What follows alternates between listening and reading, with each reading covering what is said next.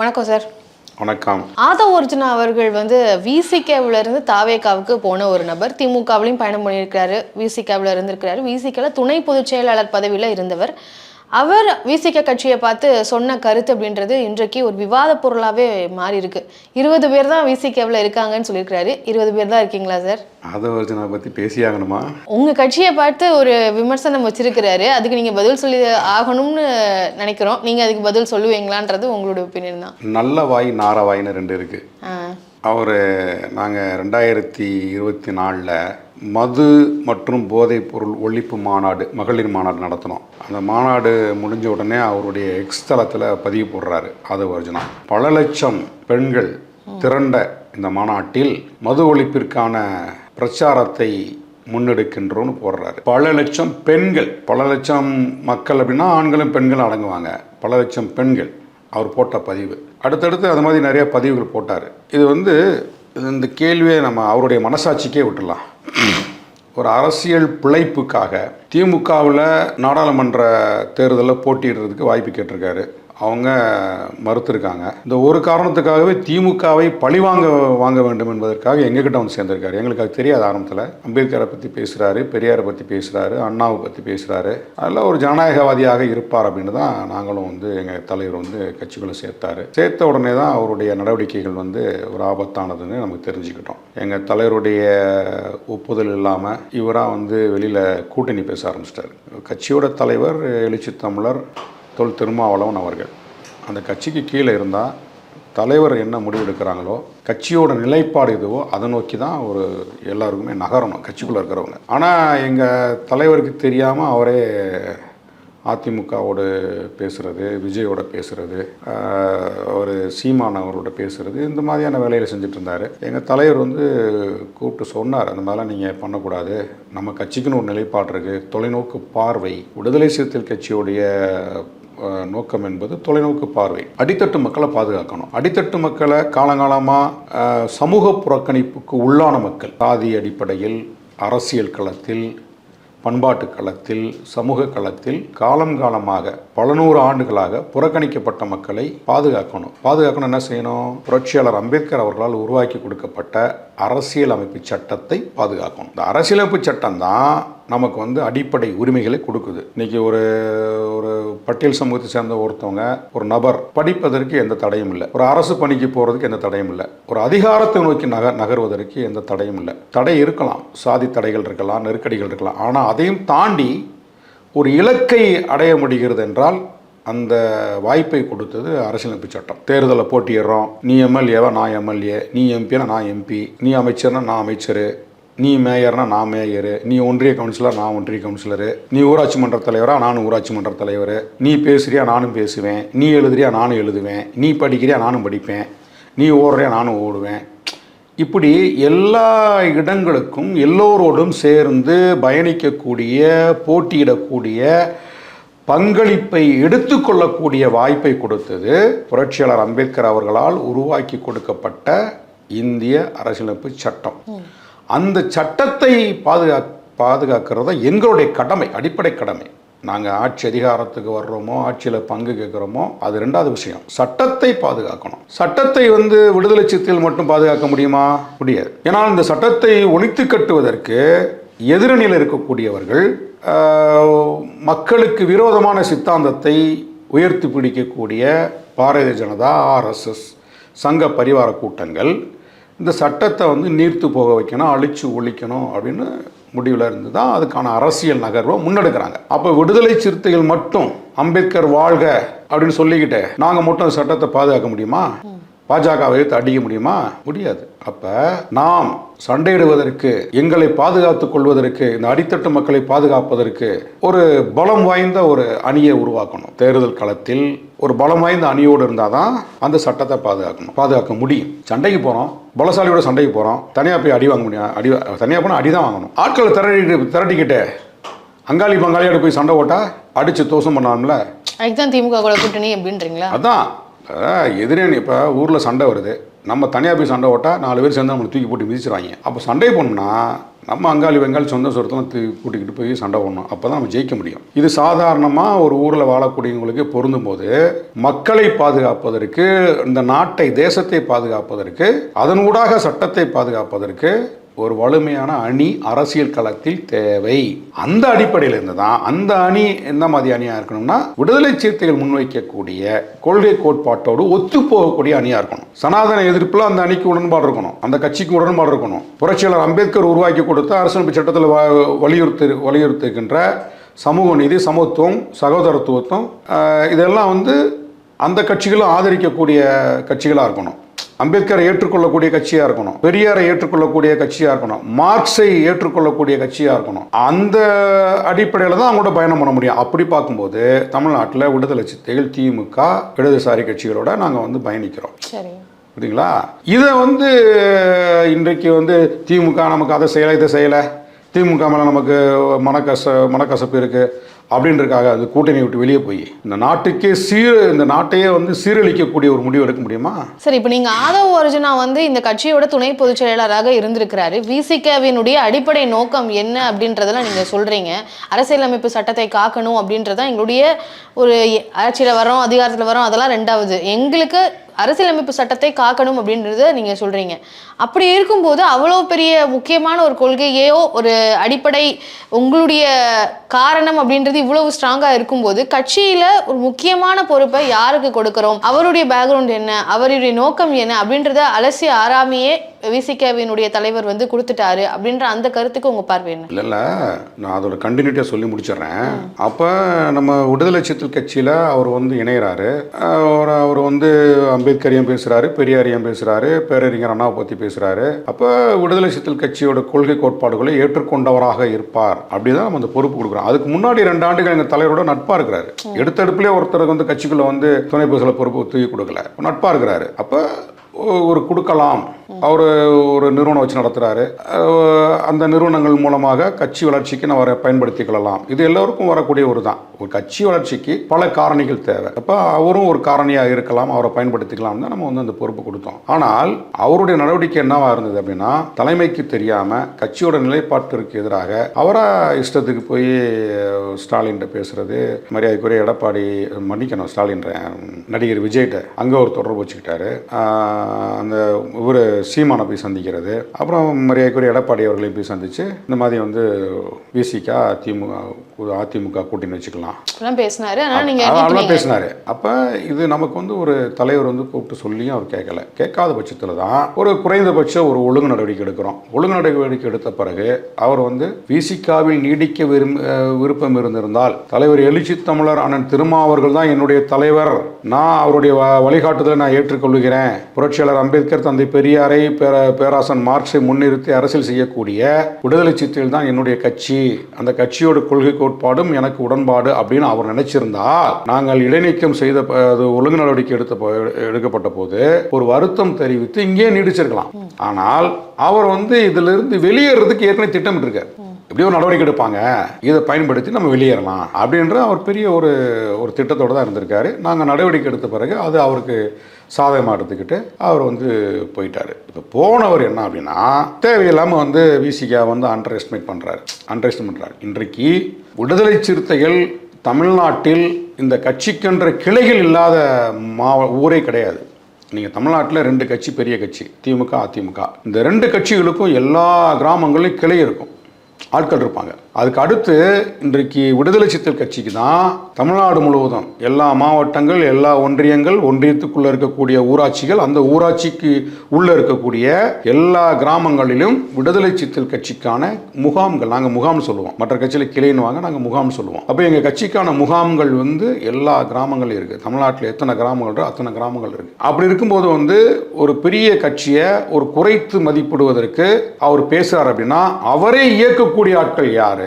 அங்கே தான் எங்களுக்கு டவுட் வருது. சரி, இப்போ முகாம்கள் வந்து எல்லா கிராமத்துலையும் இருக்குது இப்படி எல்லாம் சொல்கிறீங்களா? இவ்வளோ தொண்டர்கள் இருக்கிறாங்க, இவ்வளோ உறுப்பினர்கள் இருக்கிறாங்க, நீங்கள் அதிமுக திமுகவுக்கு அடுத்த நிலையில் விசிக இருக்குது அப்படின்றப்போ அந்த கட்சியினுடைய தலைவரை வந்து ஒரு அடியாள் அப்படின்னு சொல்கிறாரு, 20 பேர் தான் இருக்கிறாங்க அப்படின்னு சொல்கிறாரு. இப்படியெல்லாம் பேசிட்டு மற்ற கட்சியினுடைய தலைவரை பேசியிருந்தாங்க அப்படின்னா அந்த இடத்துல வந்து ஒரு பெரிய நடவடிக்கையானது கட்சி தரப்புல இருந்து எடுக்கப்பட்டிருக்கும், இல்லை ஏதாவது ஒரு விஷயமா இருக்கும். ஆனால் யாருமே வந்து பெரிய அளவில் வந்து எதுவுமே செய்யலை, எல்லாருமே வந்து அமைதியாக போகிறாங்களோ. அப்போ ஆதவ் அர்ஜுனா வந்து ஏதோ ஒரு வகையில் இவங்களுக்கு வந்து ஹெல்ப் பண்ணியிருக்கிறாரா, இல்லை என்ன நடக்குது அப்படின்ற அந்த சந்தேகம் வருது இல்லையா? எடப்பாடி பழனிசாமி அவர்கள் எங்களை அப்படி பேசியிருந்தால், அல்லது விஜய் அவர்களை நேரடியாக பேசியிருந்தால், அல்லது சீமான் போன்ற நேரடியாக பேசியிருந்தால், ஏதாவது ஒரு கட்சியின் தலைமை பொறுப்பில் இருக்கக்கூடியவங்க பேசியிருந்தாங்கன்னா நாங்கள் நைய புடைச்சிருப்போம். எங்களுடைய எதிர்ப்பு அரசியல் மூலமாக நாங்கள் பேசியிருப்போம். இப்போ ஆதவ் அர்ஜுனா பேசுனதை நாங்கள் பெருசாக எடுத்துக்கல. எங்க தலைவர் அதை கண்டுக்கவே இல்லை, அப்படி கடந்து போயிட்டாரு. அது எப்படி சார்? ஆனா உங்க கட்சியில ஒரு போஸ்டிங்ல இருந்து துணை பொதுச் செயலாளர் போஸ்டிங் இருந்தவர் பேசுறாரு, ஆனா நீங்களே அதை கண்டுக்க மாட்டோம், அவர் பெரிய ஆள் இல்லைன்னு சொல்றீங்க. விமர்சனம் செய்யக்கூடிய இடத்தில், விடுதலை சிறுத்தைகள் விமர்சனம் செய்யக்கூடிய இடத்தில் கூட ஆதவ் அர்ஜுனா இல்லை. இப்போ நீங்க கூப்பிட்டீங்க, இப்படி ஒருத்தர் பேசிட்டாரு, உங்க கட்சியில இருந்தவர் இப்படி பேசிட்டாரே, அதுக்கு உங்க கருத்தை என்னன்னு கேட்கறதுனால தான் நான் உங்களுக்கு பதில் சொல்லிட்டு இருக்கேன். எங்களுக்கு நிகரா அவரை வைத்து விமர்சனம் பண்றதுக்கு அவருக்கு அதுக்கான ஒரு தகுதி வாய்ந்த நபர் அவர் இல்லை.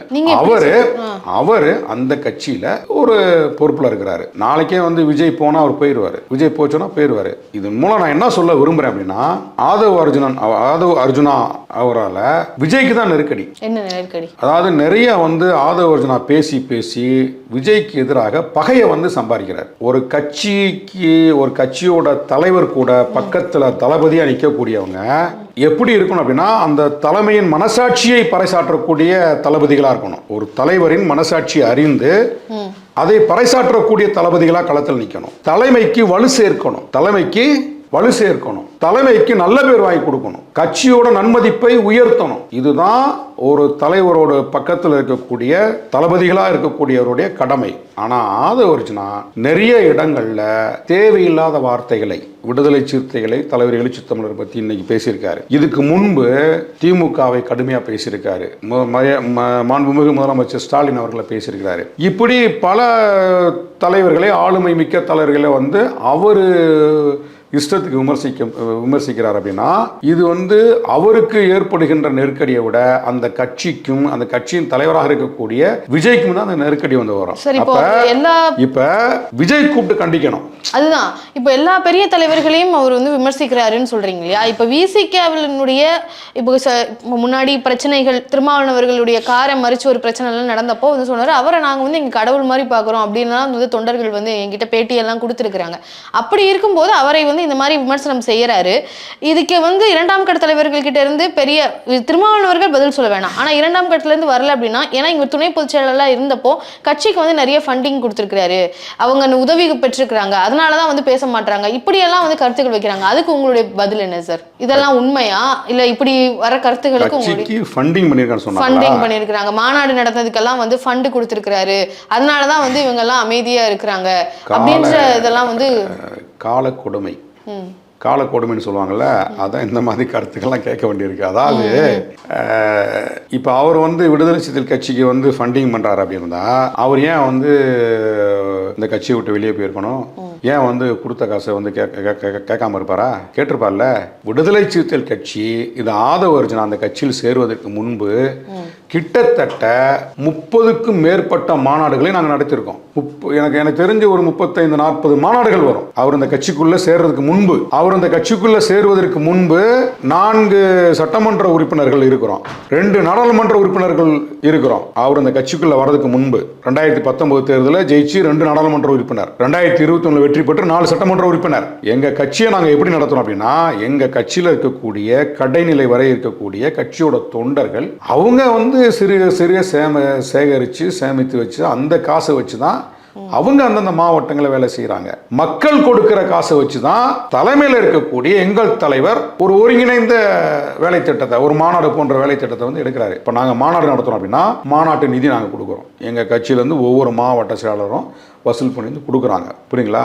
தேர்தல் நிதிக்கு எங்கள் கட்சி மாவட்ட பொறுப்பாளர்கள் அங்கங்கே வசூல் பண்ணி கொடுக்குறாங்க. மையப்படுத்தப்பட்ட நிகழ்ச்சி, அதாவது கட்சியோட தலைமை எடுக்கக்கூடிய மையப்படுத்தப்பட்ட எந்த நிகழ்ச்சிக்கும் சரி, மாவட்டத்தில் இருக்கக்கூடிய எங்கள் மாவட்ட பொறுப்பாளர்கள், இதர முன்னணி பொறுப்பாளர்கள் அத்தனை பேருமே வசூல் பண்ணி கொண்டு வந்து கொடுக்குறாங்க. இது நீங்கள் ஊடகங்களை வெளிப்படையாக பார்க்கலாம், எந்த நிகழ்ச்சியாக இருந்தாலும் அங்கே போய் நிதி கொடுப்பாங்க. இதை வச்சு தான் ஃபண்ட் வருது, இப்படி தான் வருது. இப்படி இந்த மாதிரி வாய்க்கு வந்த மாதிரி ஆதவர்ஜுனா வந்து தான் விசிக்காக ஃபண்டு கொடுத்து விசிக்காவோட நிகழ்ச்சி நடத்துகிற அளவுக்கு எங்கள் கட்சி வந்து தரம் தாழ்ந்து போகலை. நாங்கள் ஒன்றும் சும்மா லெட்டர் பேட் அடித்து வச்சுக்கிட்டு ஒரு லெட்டர் பேட் கட்சி நடத்திட்டு இருக்கல. நாங்கள் வந்து இன்றைக்கி தமிழ்நாட்டில் 3வது பெரிய கட்சியாக இருக்கிறோம். நாங்கள் பாஜகவுக்கு வந்து டஃப் கொடுத்துட்ருக்கோம். எங்களுடைய எதிரி வந்து தமிழ்நாட்டில் யாருமே கிடையாதுங்க. விசிகா பாஜக ஒன்றியத்தை ஆளக்கூடிய மோடி வெர்சஸ் திருமாவளவன், அந்த அளவுக்கு நீங்க அந்த பாலிடிக்ஸ் நாங்கள் பண்ணிட்டு இருக்கோம். எங்க அரசியல் பாஜக வெர்சஸ் விசிகா, மோடி வெர்சஸ் திருமாவளவன்,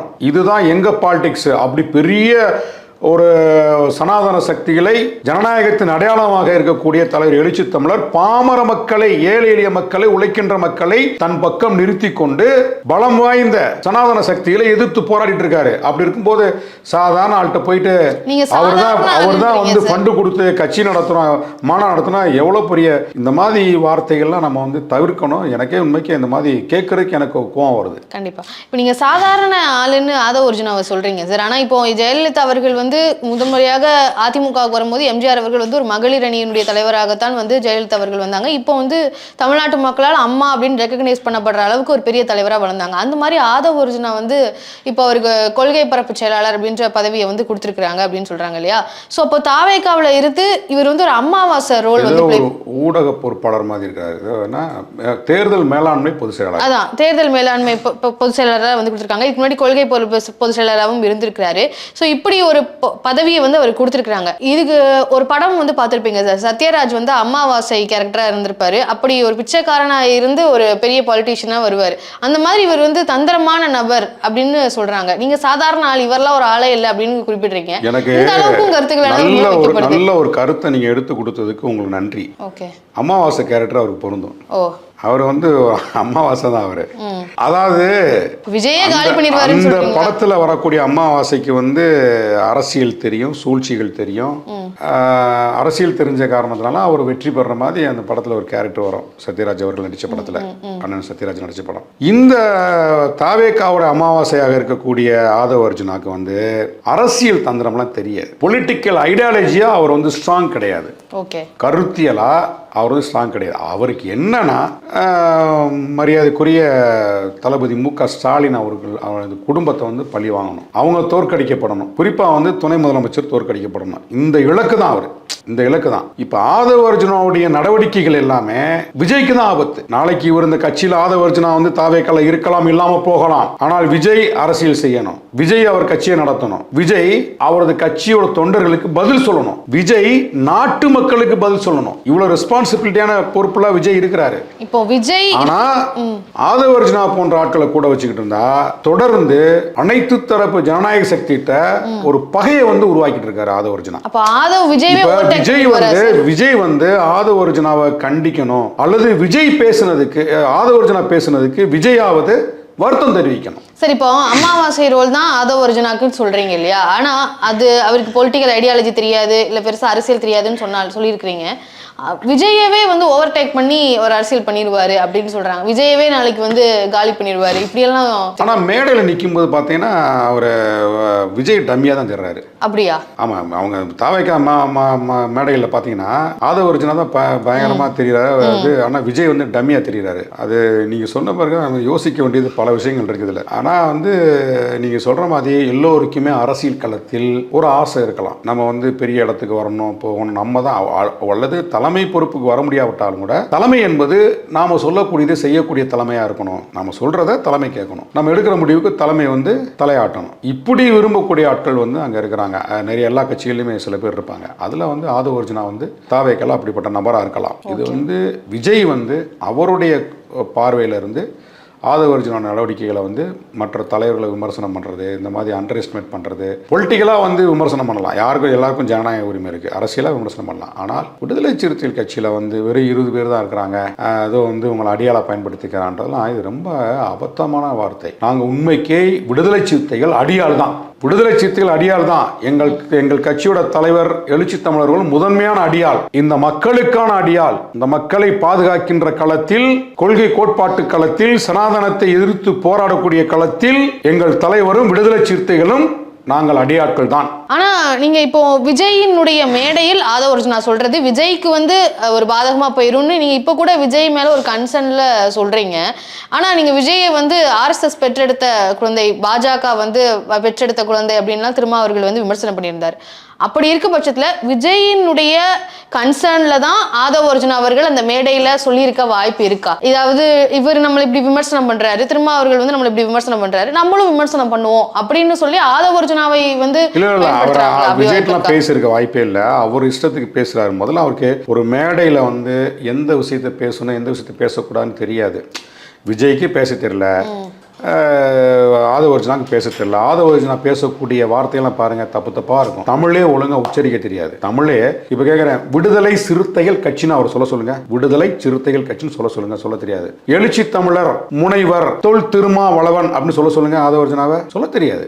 புரியுங்களா? விடுதலை சிறுத்தைகள் என்கின்ற அந்த கட்சியின் பெயரையும் சொல்ல தெரியாது, தலைவருடைய பெயரையும் சொல்ல தெரியாது. அப்படிப்பட்ட நபர் தான் அவர். அதெல்லாம் இவர் போய் வந்து பெரிய பேச்சாளர் மாதிரி போய் விஜய்கிட்ட போய் டிஸ்கஸ் பண்ணிட்டுலாம் வந்து பேசுகிற ஆட்கள் கிடையாது. நமக்கு என்ன அப்படின்னா, விடுதலை சிறுத்தைகளுடைய முகம் என்பது சாமானிய மக்களுடைய முகம், ஏழை எளிய மக்களுடைய முகம், உழைப்பாளிகளுடைய முகம், இந்த நாடு முழுவதும் பறந்து விரிந்து கிடக்கின்ற விளிம்புநிலை மக்களுடைய விடுதலைக்கான முகம் தான் விடுதலை சிறுத்தைகள். இந்த கட்சியை வந்து அவர் அண்டர் எஸ்டிமேட் பண்ணி பேசுறாரு அப்படின்னா, அவர் பாடி லாங்குவேஜ்லாம் பார்த்தீங்கன்னா திமுக மீது இருக்கின்ற வன்மத்துன்னு அப்படி பேசுறாரு. நீங்கள் திமுகவுக்கு எதிராக பேசுங்க, அது அவங்க சாய்ஸ், அது அவங்களுடைய ரைட்ஸ், அது என்னெல்லாம் பேசிட்டு போட்டோம், அது திமுக ஃபேஸ் பண்ணும். நம்ம திமுக பேசுகிறாங்களே அப்படின்லாம் போய் நம்ம போய் இது பண்ண வேண்டிய தேவையில்லை. ஆனால் திமுக மீது வன்மத்தை காட்டுவதற்கு, திமுகவை வீழ்த்துவதற்கு, திமுக மீது அவதூறுகளை பரப்புவதற்கு விடுதலை சிறுத்தைகளையும் வந்து அவர் வந்து ஒரு மாதிரி ப்ரோவோக் பண்ணி பேசுகிறார் அப்படின்னா இதை நாங்கள் வந்து ஏற்றுக்கொள்ள முடியாதுல்ல. எங்களை வந்து தூண்டி விட்டு பேசுறதை வந்து நாங்கள் ஏற்றுக்கொள்ள முடியாது. நாங்கள் வந்து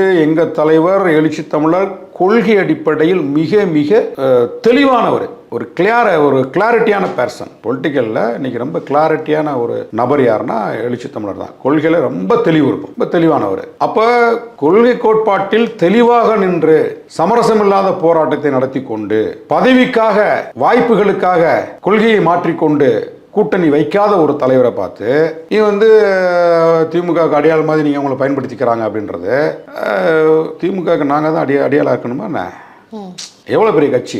ஒரே நாளில் வந்து ஆதவ அர்ஜுனா கூப்பிட்டு வாயை திறக்காத அளவுக்கு அவங்களால பண்ண முடியும். அந்த அளவுக்கு பவர் இருக்கு திமுக. அந்த அளவுக்கு பவர் இருக்கு. ஒரே நாள் கூப்பிட்டு வான் பண்ணாங்கன்னா போதும், வாயை மூடுறா அப்படின்னு திமுக சைட்ல இருந்து கூப்பிட்டு ஆதவ அர்ஜுனா மிரட்டினாங்கன்னா இன்னும் பண்ணாம இருக்காங்க. அதுதான் அவங்க கடைபிடிக்கிற ஜனநாயகம். நீ பேசிக்க ராஜா, நாங்கள் தேர்தல் களத்தில் பார்த்துக்கிறோம்ட்டாங்க. நீ பேசிட்டே போ, மக்கள் பார்க்குறாங்க.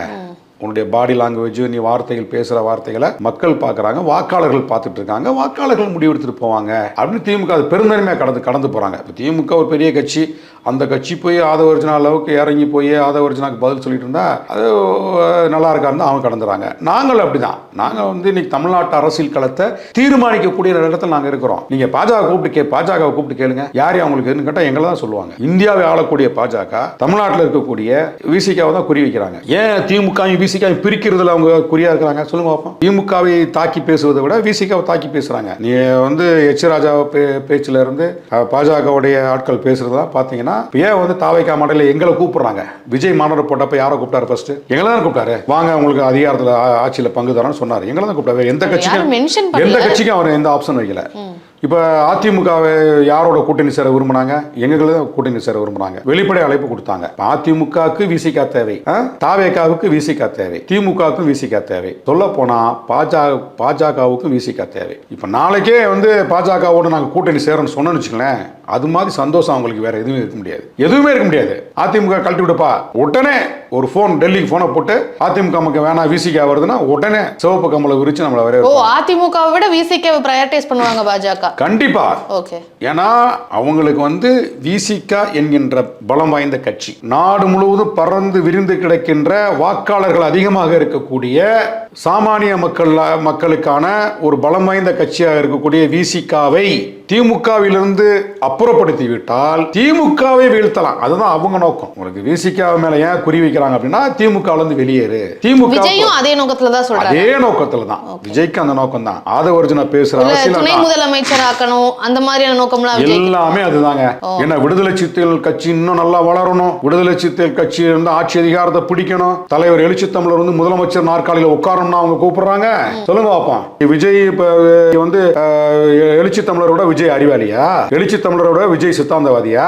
எழுச்சி தமிழரோட பெரிய ஒரு போராட்ட குணம் உள்ளவரா விஜய்? சொல்லுங்க பாப்போம். எழுச்சி தமிழரோட பேச்சாளர் அவரு. எங்க தலைவருக்கும் தெரியாத அரசியல் கிடையாது. நுணுக்கமான அரசியல் அறிவு கொண்டவர், நுணுக்கமான அரசியல் அறிவு கொண்டவர் தான் தலைவர் எழுச்சி தமிழர் அவர்கள். அப்ப உண்மைக்கே நீங்க மாற்றத்தை விரும்பினால் தலைவர் எழுச்சி தமிழர் தொல் திருமாவளவன் அவர்கள் மிக நல்லவர், ஆக சிறந்த அறிவாளி, அறிவிலும் பண்பிலும் மிகச்சிறந்தவர், அறிவு இருக்கிறது, ஆற்றல் இருக்கிறது, தகுதி இருக்கிறது, திறமை இருக்கிறது. ஆகவே அவரை நாங்கள் முதலமைச்சர் வேட்பாளராக அறிவிக்கிறோம். நான் என்னுடைய கட்சியும் கட்சியுடைய ரசிகர்கள் தொண்டர்களும் நாங்கள் அவரை வந்து ஆதரிக்கிறோம். திமுக விட்டு வெளியேறுங்க. அண்ணன் தொல் திருமாவளவன் அவர்களே, திமுகவை விட்டு வெளியேறுங்கள். உங்களை நாங்கள் முதலமைச்சர் வேட்பாளராக ஏற்றுக்கொள்கிறோம். உங்களை வந்து முதலமைச்சர் நாற்காலில் உட்கார வைக்கிறதுக்கு நாங்க போராடுறோம். நாங்க தேர்தல் வேலை செய்யறோம். நாங்க செலவை நாங்க பாத்துக்கிறோம். எங்க தாவேகா கட்சி தொண்டர்களும் உங்க பின்னாடி நிப்பாங்க. நானும் தெருவா பிரச்சாரத்துக்கு வர்றேன் அப்படின்னு அப்படி எப்படி சொல்லுவாரு? தாவேகாரன் சொல்லுவாங்களா? சொல்ல மாட்டாங்க. நீங்க கேக்குறது வந்து எப்படி சரின்னு நினைக்கிறீங்க? சொல்ல மாட்டாங்கல்ல. ஆமா, சொல்ல மாட்டார்கள். எப்படி சொல்லுவாங்க? ஏன் கேக்குறேன், மாற்றம் எங்க இருந்து? மாற்றத்துக்கான தலைமை எதா இருக்கும்? தமிழ்நாட்டுல மாற்றத்துக்கான தலைமை யாரா? மிகச்சரியான மாற்றத்துக்கான தலைமை யாரா இருப்பாங்க?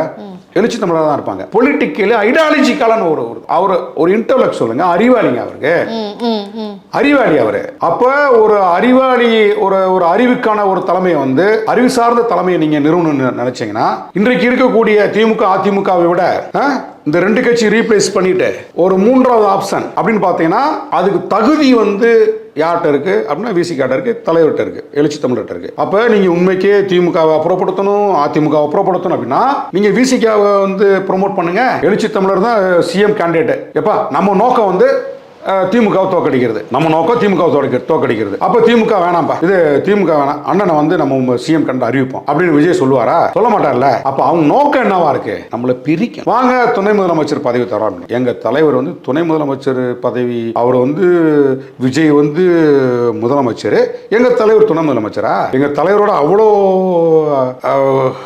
நாலேஜபிள் பர்சன் அவரு, அவ்வளோ அவருக்கு தகுதி இருக்கா? எங்க தலைவரை காட்டில ஒரு தகுதி இருக்கா? சினிமாவில் வந்து நீங்க வந்து டிஎட் பண்ணாப்புல உங்களுக்கு தகுதி வந்துருச்சா? இடுப்புல கயிறை கட்டி பறந்து சண்டை போட்டாப்புல உங்களுக்கு தகுதி வந்துருச்சா? என்ன தகுதி இருக்கு? அஸ் ஏ சிட்டிசன் தகுதி அது வேற, அஸ் ஏ சிட்டிசன் தகுதி இருக்கு அது வேற. ஆனால் நீண்ட நெடுங்காலம் இந்த மக்களை அறிந்து, மக்களை படித்து, மக்களுக்காக மக்களோடு பயணம் பண்ணி மக்களுக்காகவே வாழ்ந்து கொண்டிருக்கக்கூடிய ஒரு ஆற்றல் வாய்ந்த தலைவர் தான் எழுச்சி தமிழர். அப்போ அவரை வந்து உங்களுக்கு துணை முதலமைச்சர் பொறுப்புக்கு நீங்கள் கூப்பிட்டு கொடுப்பீங்க, நாங்கள் வந்து வாங்கிக்கிறணும். எங்கள் தலைவர் கலைஞரோடு அரசியல் பண்ணியவர், அம்மையார் ஜெயலலிதா அவர்களோடு அரசியல் பண்ணியவர், புரியுங்களா? அந்த ரெண்டு பெரிய ஆளுமையோடு பயணம் பண்ணவர் அரசியல் காலத்தில். இன்றைக்கு மு.க. ஸ்டாலின் அவர்களுக்கு அந்த தகுதி இருக்கு, அவரோட பயணம் பண்ணுறோம். அந்த நிகர் கரெக்டாக போகும். அந்த நிகர் இருக்கா இல்லையா?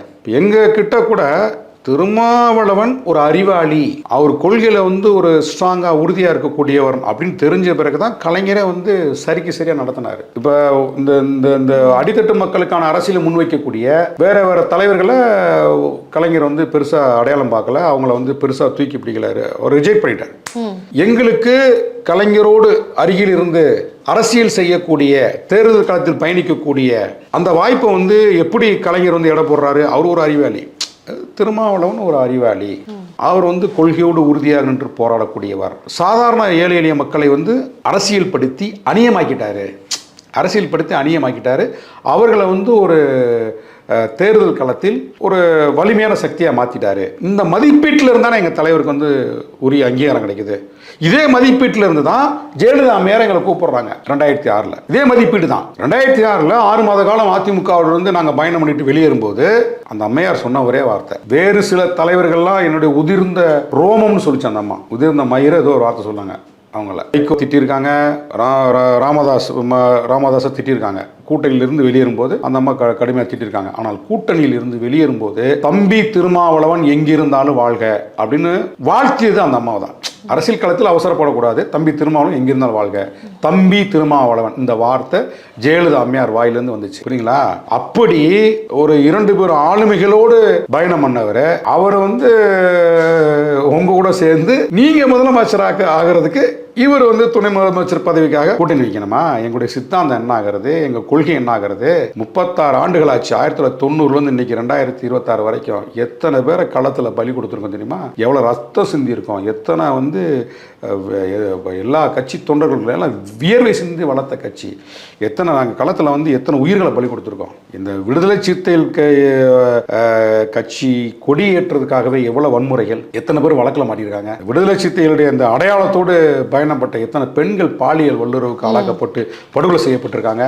எவ்வளவு குடிசைகள் கொளுத்தப்பட்டது. 12,000 குடிசைகள் 1999 தேர்தலில் போட்டிட்ட ஒரே காரணத்துக்காக வந்து கடலூர் மாவட்டத்தில் 12,000 குடிசைகள் கொளுத்தப்பட்டது. இதெல்லாம் எதுல இருந்து வருது? அப்படி வளர்ந்த கட்சி விடுதலை சிறுத்தைகள் கட்சி. சும்மா 12,000 குடிசை இழந்த மக்கள் எங்க பின்னாடி நிற்கிறாங்க, எங்க கூட இருந்தாங்க, எங்களுக்கு வாக்களிச்சாங்க, எங்களுக்காக வேலை செஞ்சாங்க. 12,000 குடிசையில் வாழ்ந்த மக்கள் விடுதலை சிறுத்தைகளுக்காக, எழுச்சி தமிழருக்காக, அந்த கொண்ட கொள்கைக்காக, அம்பேத்கருக்காக, பெரியாருக்காக அந்த கொள்கையோடு பயணப்பட்டாங்க. அந்த ஒரு காரணத்துக்காக 12,000 குடிசைகள் வந்து கடலூர் மாவட்டத்தில் எரிக்கப்பட்டது. எத்தனை கட்சி தோழர்கள் வெட்டுப்பட்டாங்க, படுகொலை செய்யப்பட்டாங்க. அம்பேத்கர் பிறந்த நாளுக்கு ஒளிபெருக்கி போட்டு அம்பேத்கர் பாடல் போட்டதுக்காகவே மதுரையில் ஒருத்தர் வந்து சந்திரன் சொல்லி ஒருத்தர் வெட்டி படுகொலை செய்யப்பட்டார். அம்பேத்கர் பிறந்த நாளுக்கு பாட்டு போட்டார், அம்பேத்கர் வாழ்கன்னு பாட்டு போட்ட ஒரே குற்றம், வெட்டி படுகொலை செய்யப்பட்டார். அரசமைப்பு சட்டம் வழங்குகின்ற அந்த சட்டத்தின் அடிப்படையில் உள்ளாட்சி தேர்தல் நின்ற மேலவள முருகேசன் உட்பட 7 பேர் வெட்டி படுகொலை செய்யப்பட்டாங்க. பாப்பாப்பட்டி கிரிப்பட்டி பஞ்சாயத்து பெரிய பிரச்சனை.